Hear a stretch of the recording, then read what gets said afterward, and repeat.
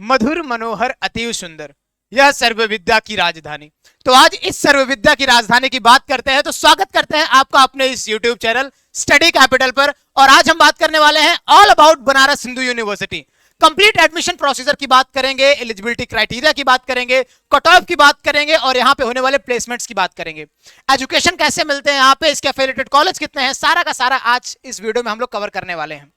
तो एक बार फिर से, अगर आप इस YouTube चैनल को सब्सक्राइब नहीं किए हैं तो सब्सक्राइब कर लीजिएगा, क्योंकि सीयूईटी की तैयारी से लेकर हर एक यूनिवर्सिटी के अपडेट तक आपको यहां पे मिलता है। और इस वीडियो में आपको बनारस हिंदू यूनिवर्सिटी की सारी जानकारी मैं पूरी कोशिश करूंगा कि आपको प्रोवाइड करूं।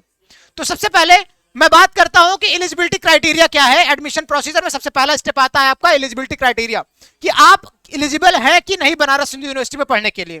तो अगर आप एक 12th के स्टूडेंट हैं और आप चाहते हैं कि बनारस हिंदू यूनिवर्सिटी में पढ़ें, तो अगर आप 2022 के पहले के स्टूडेंट होते तो आपके पास में सोचना पड़ता कि भाई मुझे बीएचयू सेट का एग्जाम देना होगा। मतलब बीएचयू खुद का एग्जाम कंडक्ट कराती थी, जहां पे आप बनारस हिंदू यूनिवर्सिटी में डायरेक्टली एडमिशन ले सकते थे, चाहे आप बीए के स्टूडेंट होते, बीएससी के होते या बीकॉम के होते। लेकिन 2021 के बाद 2022 से आया CUET, common university entrance test. Common university entrance test की वजह से आप डिफरेंट यूनिवर्सिटीज में, कॉलेजेस में, स्टेट यूनिवर्सिटी में एक बार में ही अप्लाई कर सकते थे। यानी कि एक एग्जाम आप देंगे, आपको एक स्कोर कार्ड मिलेगा, उसके बिहाफ में आप डिफरेंट यूनिवर्सिटी में जाके आप अपना अप्लाई कर सकते थे एडमिशन के रिगार्डिंग।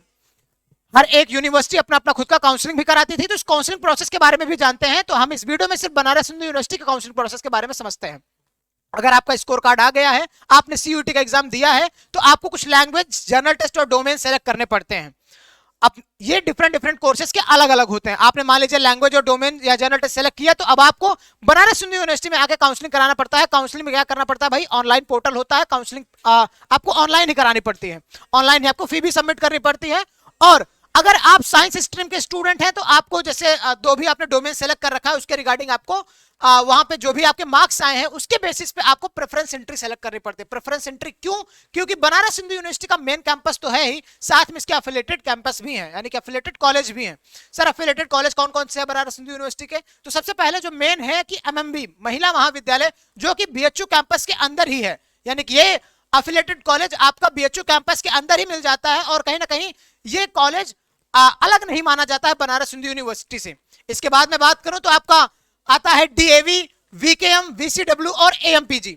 VCW, VKM और AMPG में आपके जो भी छात्राएं हैं वो जाके एडमिशन ले सकते हैं, और वो पढ़ती हैं सिर्फ छात्राओं के लिए है, इसमें छात्र एडमिशन नहीं ले सकते। लेकिन DAV छात्र छात्राओं दोनों के लिए है। आगे मैं बात करता हूं इसके एलिजिबिलिटी कट ऑफ के बारे में।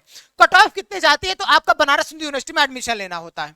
तो भाई मैं बता दूं आपको, अगर आप बीए स्ट्रीम के यानी कि बीए कोर्स करना चाहते हैं, तो बीए के लिए आपको हर एक यूनिवर्सिटी डिफरेंट आपको सब्जेक्ट या यू कहे कि सेक्शन सेलेक्ट करने पड़ते हैं। लाइक अगर आप CUET एंट्रेंस एग्जाम दे रहे हैं, तो आपको बेहतरीन तरीके से पता होगा कि लैंग्वेज क्या होता है, जर्नल टेस्ट क्या होता है, डोमेन क्या होता है।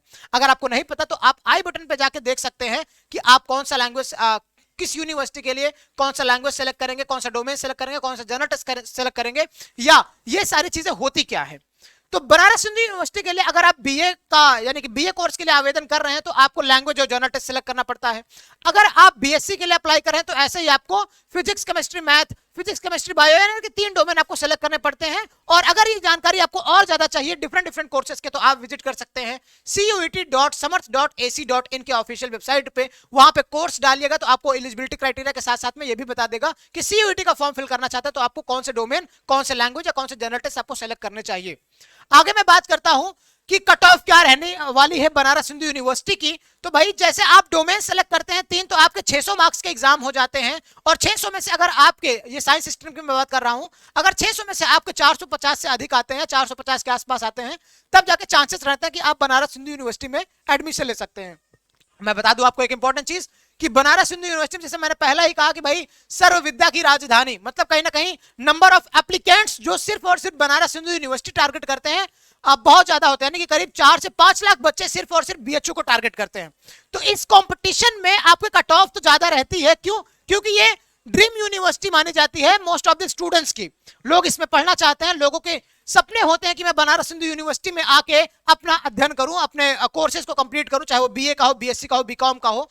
तो लोगों का सपना होता है, तो भाई सपने को पाने के लिए आपको कठिन परिश्रम भी करना पड़ेगा। तो कहीं ना कहीं 450 से अधिक मार्क्स लाएंगे आप, साइंस स्ट्रीम के हैं तो, आर्ट्स स्ट्रीम के हैं तो 350 में से आपको 250 से अधिक मार्क्स लाने पड़ेंगे, तब जाके आपका एडमिशन होता है बनारस हिंदू यूनिवर्सिटी में ही। ऐसे ही आपका ओवरऑल कट ऑफ रहता है। अगर आपको और डिटेल में जानना है तो आप नीचे कमेंट बॉक्स में कमेंट करिएगा, मैं आपको हर एक कोर्स के अलग अलग कट ऑफ आपको एक्सपेक्ट करके बता सकता हूं, या पिछली बार के कट ऑफ बता सकता हूं। आगे मैं बात करता हूं प्लेसमेंट्स की। तो यहां पे मैं बता दूं, बीएचयू का खुद का एक प्लेसमेंट सेल है, जहां पे आप फर्स्ट ईयर के स्टूडेंट है नहीं फर्क पड़ता, सेकंड ईयर के स्टूडेंट है नहीं फर्क पड़ता, आप जाके प्लेसमेंट सेल में बैठ सकते हैं अगर आपके पास में स्किल है। अगर आपने बीएचयू का खुद का कई सारे, बीएचयू खुद भी कई सारे वर्कशॉप भी कराती है, यानी कि अगर आपके एकेडमिक सिलेबस के साथ साथ में एक्स्ट्रा करिकुलर एक्टिविटीज में कई सारे आपको वर्कशॉप भी कराती है, जहां पे आप जाके वर्कशॉप में बैठ के अपने एक स्किल्स की डिग्री ले सकते हैं। जहां पे प्लेसमेंट सेल में बैठेंगे तो आपको प्रायोरिटीज दी जाती है और कहीं ना कहीं आपका प्लेसमेंट भी लगता है। अगर मैं एवरेज प्लेसमेंट्स की बात करूं, बीएचयू अब तक जो प्रोवाइड कर चुका है, आर्ट्स स्टूडेंट के लिए 6 से 7 लाख का एवरेज पैकेज होता है, साइंस स्ट्रीम के लिए 10 लाख का एवरेज पैकेज होता है। ये भाई अपने आप में एक अच्छी बात होती है। और मैं एक इंपॉर्टेंट चीज आपको बता दूं, अगर आप मास्टर्स करते हैं तो मास्टर्स में भी आपको प्लेसमेंट्स ऐसा ही मिलता है, और मास्टर्स में आपको प्राइवेट यूनिवर्सिटी प्राइवेट कॉलेजेस या प्राइवेट कंपनीज आती हैं जो आपके प्लेसमेंट्स को यानी कि जो आपको रिक्रूट करके लेके जाती है। ठीक है, यहाँ पे कई सारे ऐसे भी मास्टर्स के स्टूडेंट हैं जो आज बड़ी बड़ी प्राइवेट इंस्टीट्यूशन या एडटेक कंपनीज में पढ़ा रहे हैं। तो ये खास बात होती है बनारस हिंदू यूनिवर्सिटी की। आगे मैं बताऊं आपको इंपॉर्टेंट चीज, यहाँ का जो प्लेसमेंट है वो बहुत ही सबसे अलग होता है। ठीक है, डीयू का प्लेसमेंट में अलग खास बात होती है और बनारस हिंदू यूनिवर्सिटी के प्लेसमेंट में अलग खास बात होती है।